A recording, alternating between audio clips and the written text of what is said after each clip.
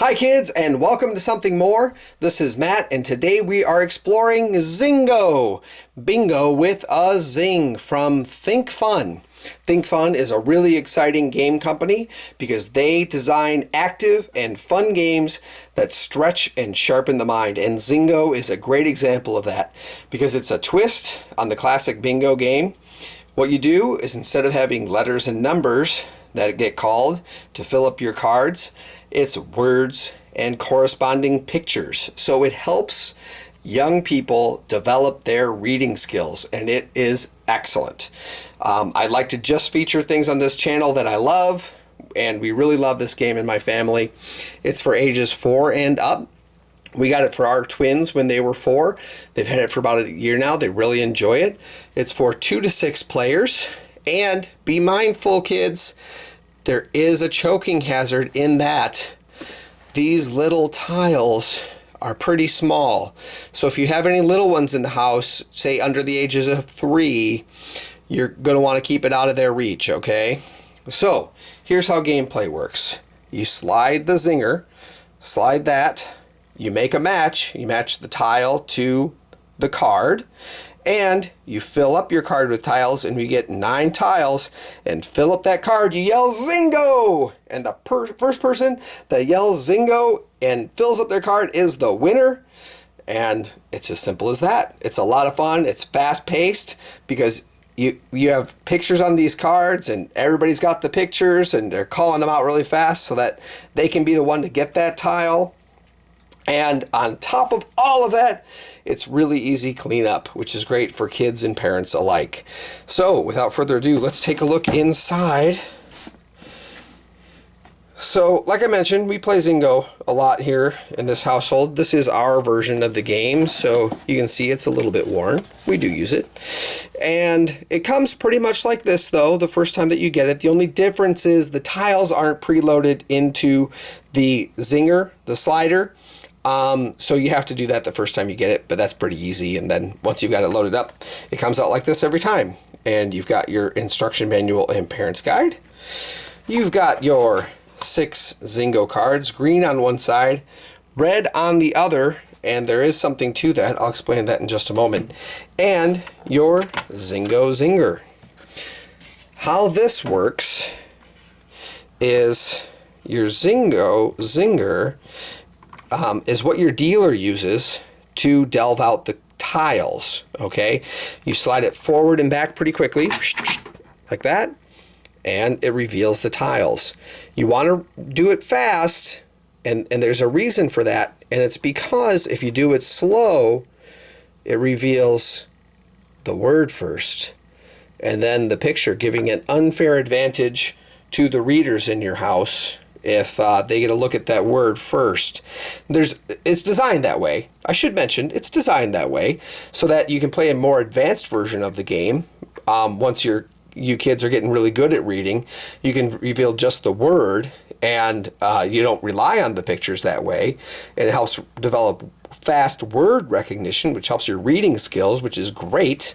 But when you're starting out and you're still relying on those pictures, you want to make sure you get it revealed quick. So if mom or dad is sliding that slider too slow and you're not getting to see that picture right away, you got to let them know it. So to reload, if, for example, if you wouldn't have a star on your card, nobody has a star on their card. Oh, okay, we have to load that back in. You just pop it back in the top. It works great. It works really easy. This is what it looks like on the inside. Between games, you just take the cover off and load them all back up that way. But between turns, leftover tiles get fed in through the top, and that works really nice that way. So it's quick, it's easy. The slider works great. We've used ours a lot. Never had any problems with it or anything like that. Oh, I should say, the tiles are double-sided, which is great, but they do have to go in a certain way. When we first got it, sometimes someone would make a mistake and put a tile in upside down, and then that ends up jamming the slider when you get to that tile in the stack.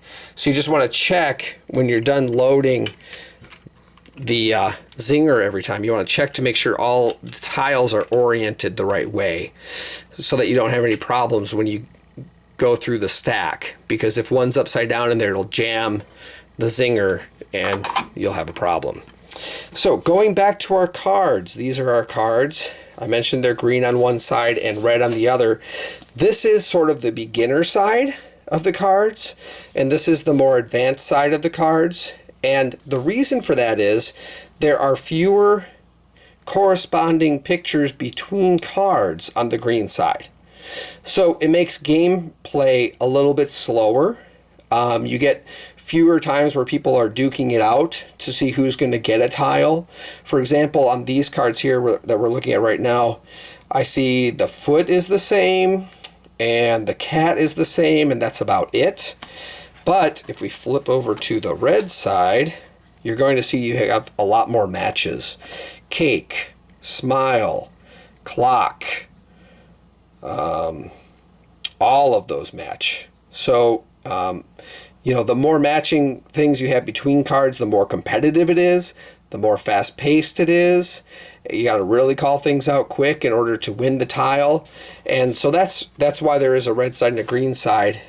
We moved on pretty quickly from the green side to the red side and tend to play the red side now because it does make it a little bit more fun because the game play is a little bit more quick and exciting. So again, this is the instruction manual and parent's guide. It talks a little bit about the skills that you kids will develop as you play the game, which is great. And then you've got a pretty standard instruction manual here. And it talks about the green side of the cards and the red side of the cards. And it also has some different game variations, which are fun. You can do mini games where instead of filling up the whole card, you just fill up one row, for example. It makes the game real quick, you know. You play a lot of little quick games that way. Or you could do zany Zingo, where you just try to match the four corners, for example, or do an X pattern on the card, just to get some variation, do some different stuff.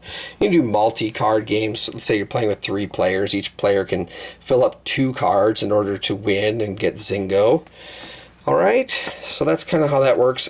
Kids, I'm going to recommend that you have your parents look over the parent's guide before you start playing.